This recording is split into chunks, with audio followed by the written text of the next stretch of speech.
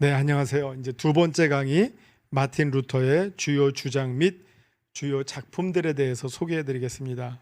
이 강의를 통해서 마틴 루터가 무슨 생각을 했고 어떤 주장을 했고 그것이 이제 우리들의 어떤 종교개혁 신앙, 프로테스탄트 신앙의 중요한 뼈대를 이루게 되었다 하는 내용을 조금 소개해 드리려고 합니다. 자, 먼저 주요 주장들입니다. 우리가 흔히 오직 시리즈로 설명을 합니다. 오직으로 말하면 오직 은혜, 오직 믿음, 오직 성경, 오직 하나님, 오직 그리스도 이렇게 하니까 저기 펜테코스탈 쪽에서는 하나를 덧붙이더라고요. 오직 성령. 그래서 제가 어떤 분한테 그건 좀 아니다. 왜냐하면 이 오직이라는 말은 상당히 배타적인 말인데 성령은 성격상 배타성이 아니라 이게 연결해 주시는 분이다. 그래서 거기는 오직이라고보다는 성령을 통해서 전부가 성령입니다 해야지 된다. 그렇게 말씀드렸는데 이 오직을 가지고 제가 한번 이렇게 소개해 드릴게요. 제일 첫 번째 나오는 것이 오직 은혜거든요. 근데 이 오직 은혜는 무엇과 관련이 되느냐? 오직 하나님과 관련이 됩니다. 오직 하나님의 은혜입니다. 그 다음에 오직 믿음은 무엇과 관련이 되느냐? 이게 공로가 아닙니다 라는 뜻도 있지만 이 오직 믿음은 오직 그리스도를 믿는 것으로만 가능합니다. 우리의 신앙이라고 하는 것이.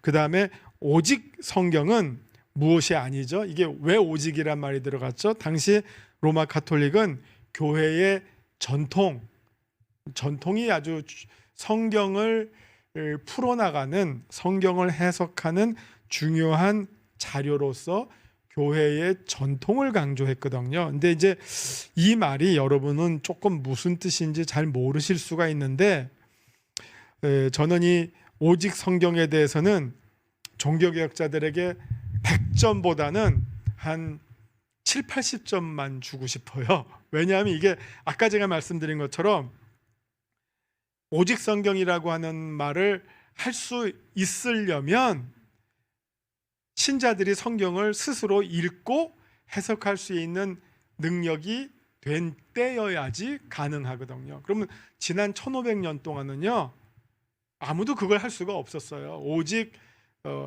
엘리트들, 교육받은 엘리트들, 교회 지도자들 아니면 성경 학자들만이 성경을 풀 수가 있었어요. 그러니까 그때는 어쩔 수 없이 교회가 성경 해석의 권위와 내용을 다 독점하는 것이 당연할 수밖에 없었어요. 성경을 읽을 수도 없는 사람한테 이 성경을 어떻게 읽어야 됩니까? 그러면 이 성경은요 이렇게 옛날에 교부들이 이렇게 이 성경을 설명해 주었습니다라는 설명과 함께 성경을 읽을 수밖에 없던 시대였어요. 그렇기 때문에 이 오직 성경은 이 시대에는 이제 이 말이 어필이 됐지만 그 전까지는 사실은 이게 성립이 될 수 없었던 말이고 때가 차서 오직 성경이란 말이 가능했고 여기는 이제 성경을 해석할 수 있는 권한이 교황만 갖느냐 아니면 모든 신자들이 다 가질 수 있느냐의 논쟁이 배경이 된 말이라고 보시면 되겠고요.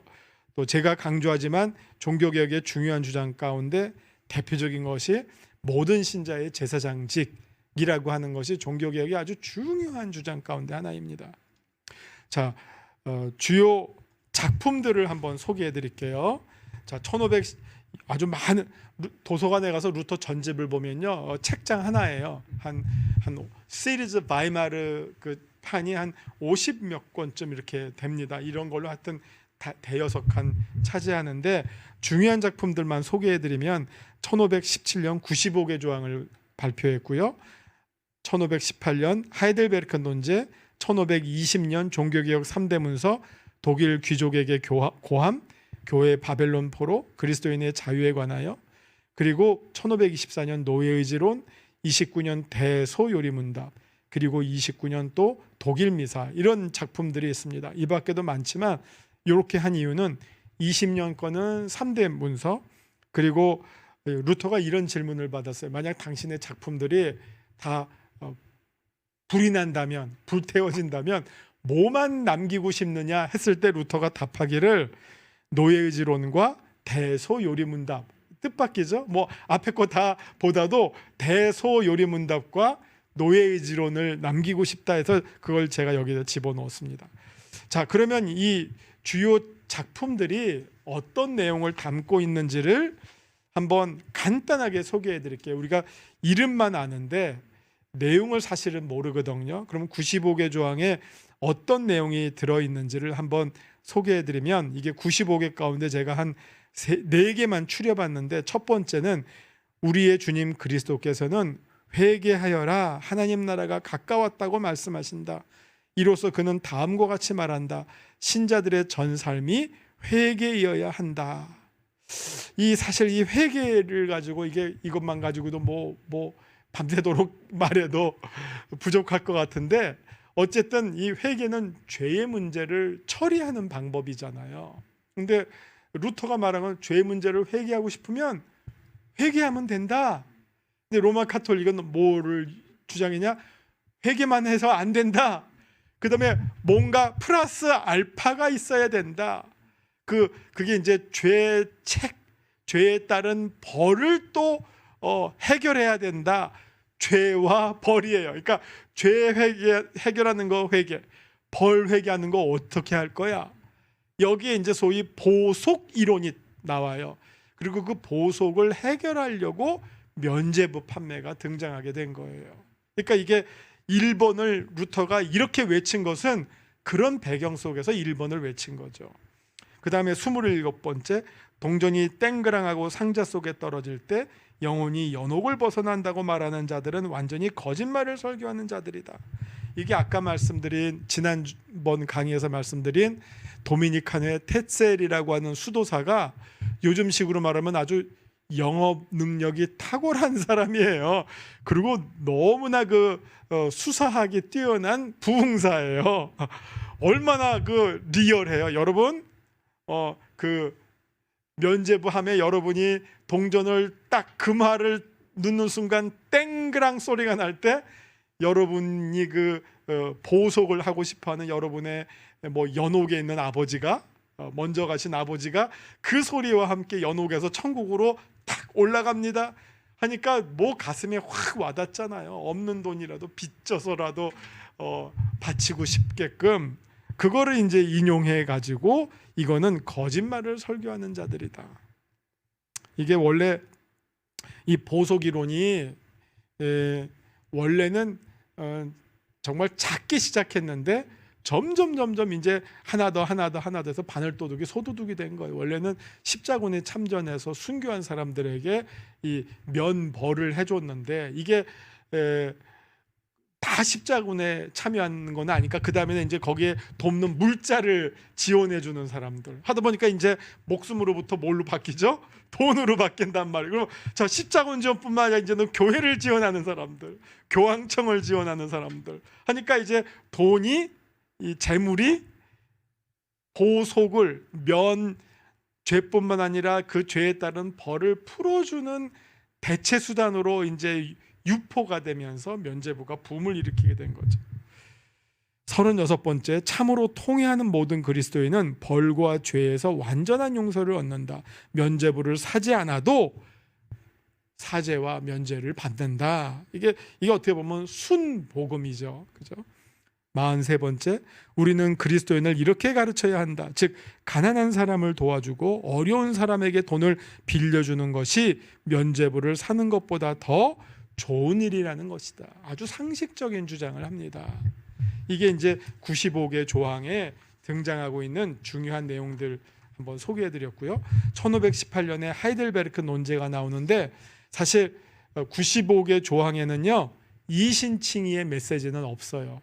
그러나 이신칭의 메시지가 등장하기 시작하는 것은 1518년 하이델베르크 논제부터 이신칭의의 메시지가 등장하는데, 여기 4가지, 이게 한 40개 논제고요. 이게 짧은 버전, 긴 버전이 있는데 거의 40개, 짧은 거는 20몇 개로 이렇게 소개되는데, 그중에 중요한 거 4개를 소개해드리면, 루터의 칭의론의 핵심이 등장하고 있고, 우리의 업적이 하나님의 은혜와 믿음을 일으키는 것이 아니라 하나님의 은혜와 믿음이 우리의 업적을 일으킨다. 이게 루터의 중요한 이 생각 방법론인데, 좋은 나무가 좋은 열매를 맺지 좋은 열매를 맺기 때문에 좋은 나무라고 말할 수 있는 것은 아니다.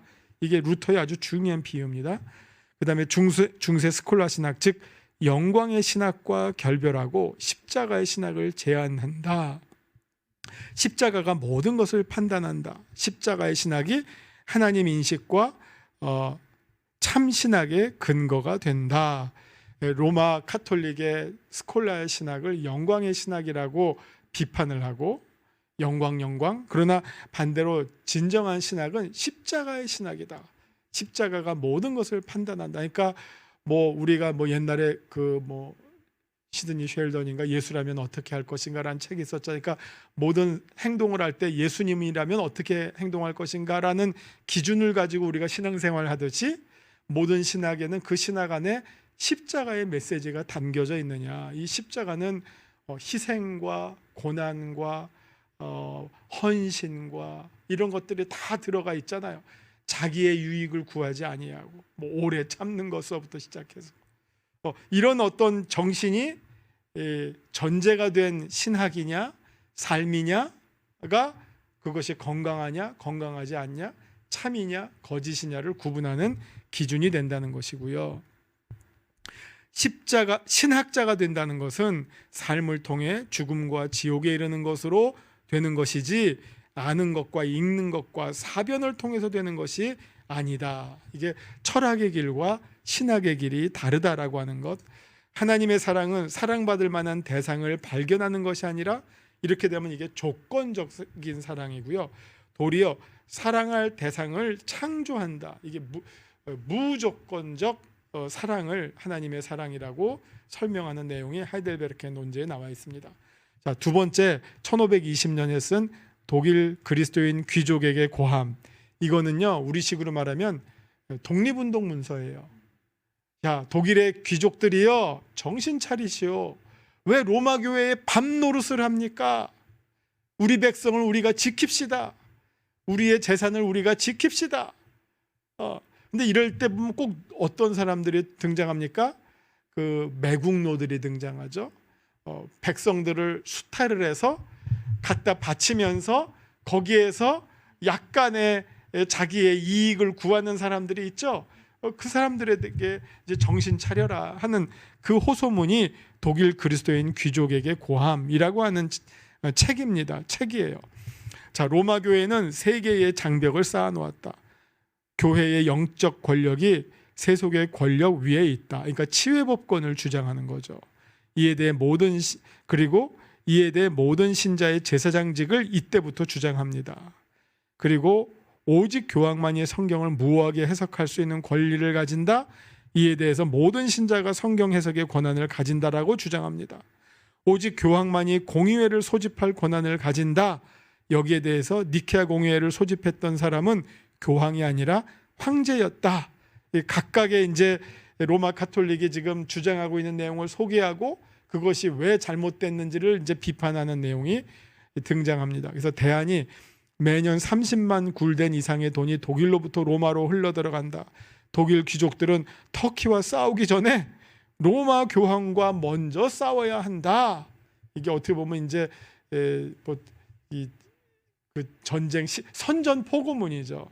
로마를 향해서 선전 포고문을 독일 귀족들에게 날리게 되는 거. 그러니까 이런 것에서 호응이 생겼기 때문에 종교개혁이 성공할 수 있었지. 루터의 종교개혁이 성공할 수 있었지. 이게 불가능했으면 실패할 수밖에 없었죠. 이거를 읽고도 모든 독일의 제후들이 다 동의하는 건 아니죠. 아까 말씀드린 것처럼 자기의 어떤 기득권을 유지하기 위해서 로마에 계속 빌붙은 제후들이 있단 말이에요. 그러니까 이게 거의 반대 반, 50대 50의 싸움으로 이어지면서 그 틈새를 이용해서 루터가 종교개혁을 계속 유지해 나갈 수 있었다는 겁니다.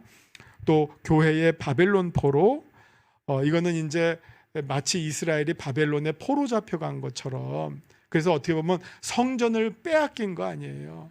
그래서 거기서 이제 어떻게 보면 성전 중심으로부터 회당 중심의 제사 중심으로부터 말씀 중심의 대안적 신앙이 이스라엘의 포로기가 동안 나왔던 것처럼 지금 루터는 지금 우리 교회가 로마의 포로당에서 중요한 것들을 빼앗기고 있다. 그게 뭐냐? 이종 배찬을 통해 로마 교회는 신자들을 성례의 포로로 가두었다. 이종 배찬은 떡과 포도주를 분리시켜서 떡은 주고 포도주를 주지 않는 것. 이것이 어떻게 보면 성례를 독점하면서 신자들이 마치 온전한 성찬을 누리지 못하도록 제한적으로 갇혀 있는 상태를 말하는 것이고요.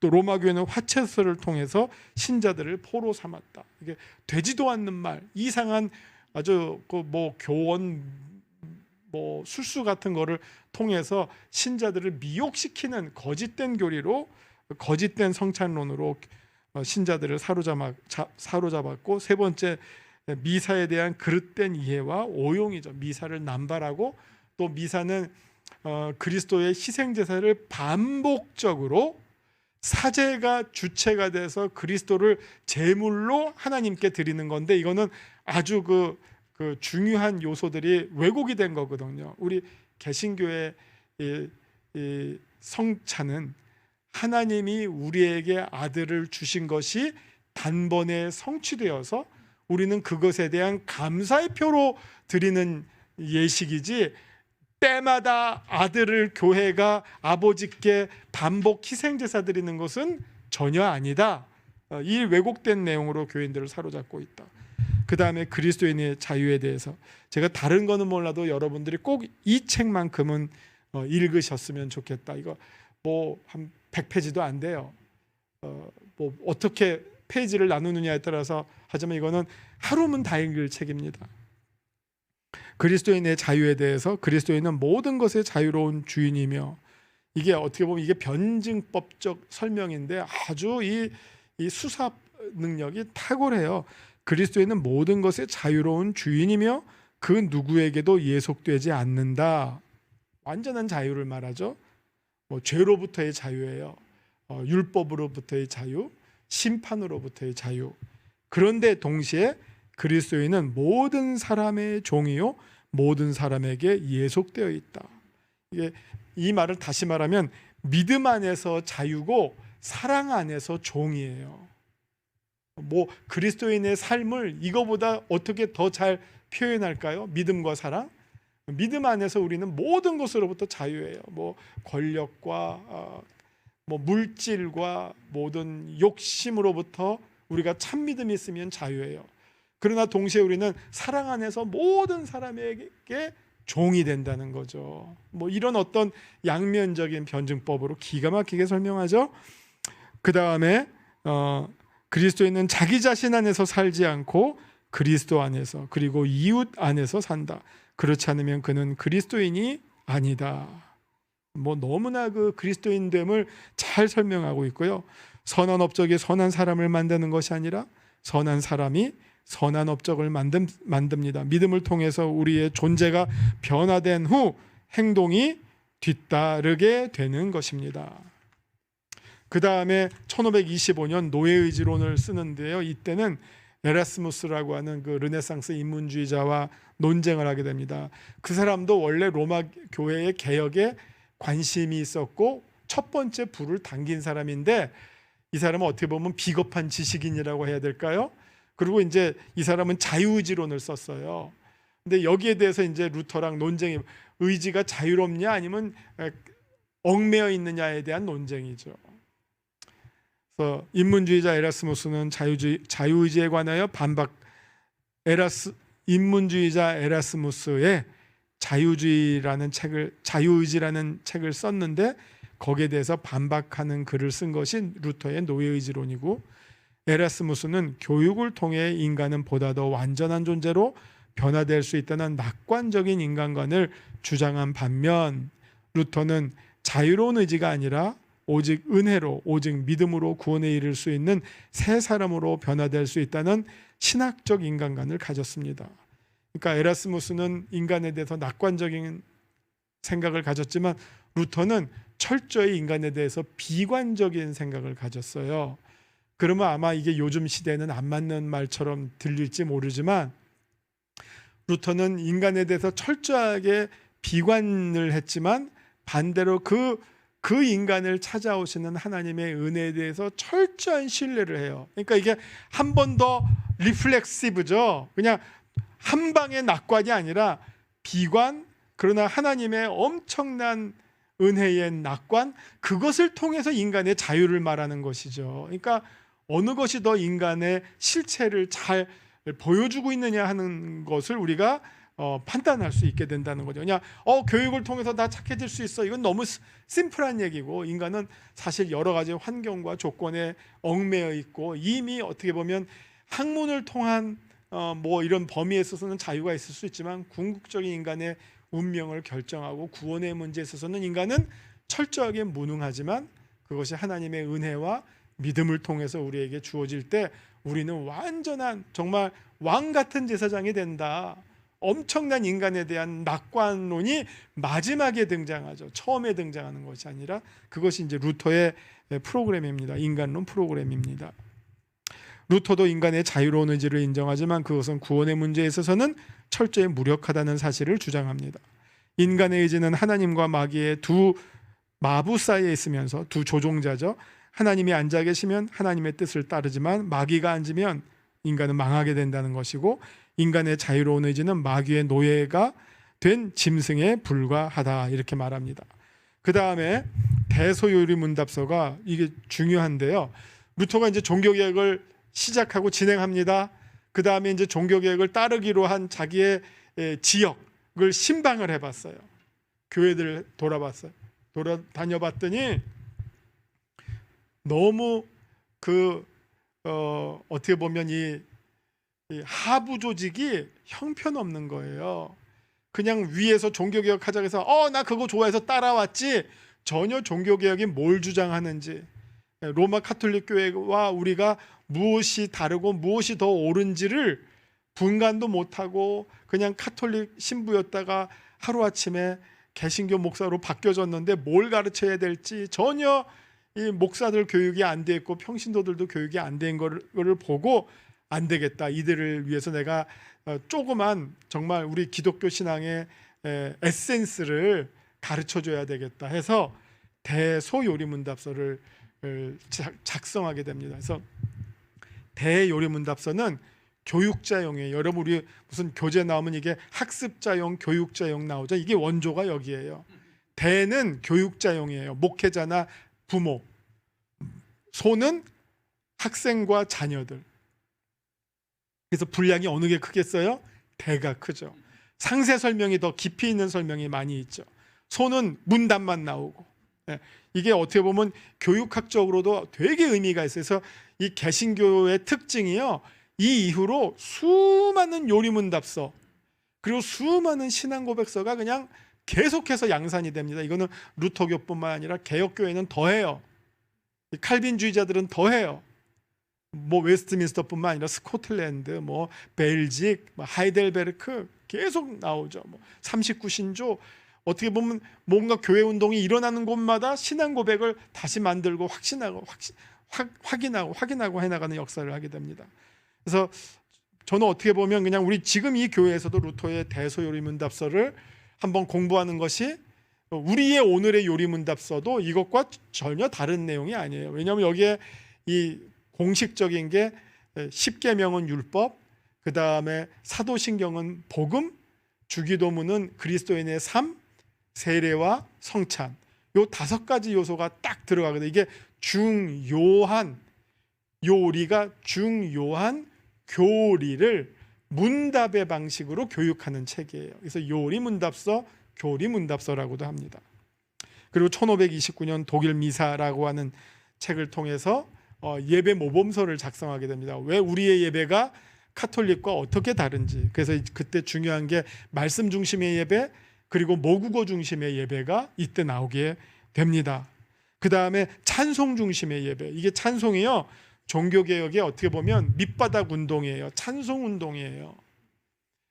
그 전까지 로마 카톨릭은 찬송을 회중 찬송 없어요. 그래서 종교개혁 프로테스탄트의 당시의 별명이 뭐였냐? 쟤네들은 노래하는 자들, 찬송하는 자들. 왜? 로마 카톨릭에서의 찬송은 그 수사들이 불렀던 거예요. 회중이 안 불렀어요. 회중은 완전히 철저하게 그림자예요. 그러나 이 프로테스탄트는 회중이 함께 예배를 만들어가요. 뭘 통해서? 회중 찬송. 아마 그때 회중 찬송 지금 하면 아마 교회 안 나올 것 같은데, 왜냐하면 우리 지금 요즘 찬송도 보면 4절 넘는 게 많이 없어졌죠. 우리 옛날에 막 6절도 있었는데 거의 없어진 것 같아요. 이때는 뭐 20몇 절, 네, 그 줄 따라가기도 힘들죠. 근데 왜 그랬느냐? 찬송 부르는 게 교육이에요. 신자 교육을 뭘 통해서 했느냐? 찬송가 안에 그 가사가 어떻게 보면 복음 교육이에요. 우리 보면 딱 기승전결 4절로 기승전결처럼 딱 시작되잖아요. 마지막에 상당히 종말적인 내용으로 꽝 하면서 찬송이 끝났는데, 이때는 뭐 20몇 절 하면서 그냥 그 멜로디도 심플한 멜로디에 20몇 절의 내용을 멜로디를 통해서 부르니까 외워지잖아요. 그럼 그게 교육이 되는 거예요. 그래서 정말 찬송이 너무너무 중요하고, 정말 루터는 이 찬송이 교인들을 깨우는 하나님께서 우리에게 주시는 영적 군주다라고 강조했어요. 그래서 여러분, 사실 힘 있는 교회는요 찬송 소리가 커요. 죽어가는 영적으로 냉랭한 교회 찬송 소리가 그냥 흐지부지예요. 왜?